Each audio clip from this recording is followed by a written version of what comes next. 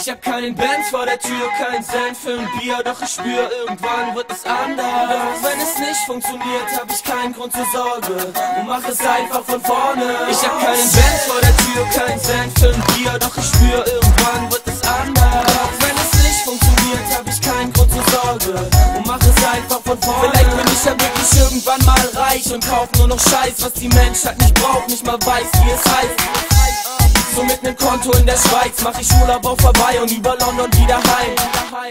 Kauf mir ständig neue Nikes, scheiß auf den Preis, Hauptsache weiß. Und ich bemerk, dieser Traum mir verbleicht. Wache auf, bin daheim und mir fällt wieder ein. Ich hab keinen Benz vor der Tür, kein Cent für ein Bier, doch ich spür, irgendwann wird es anders. Doch wenn es nicht funktioniert, hab ich keinen Grund zur Sorge und mach es einfach von vorne. Und es ist nicht leicht, denn wir leben in einer ziemlich teuren Welt. Also scheiß mal auf Ehre, Mann, ich will nur euer.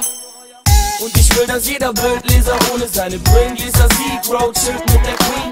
Die sagen, Bro ist der Beste, den es gibt. Denn ich hab noch mehr Hoes als die Texte von Gen Z. Der Weg ist noch weit, aber bis ich es gepackt hab, scheiß ich auf Benz und fahr weiterhin. Ich hab keinen Benz vor der Tür, kein Cent für ein Bier, doch ich spür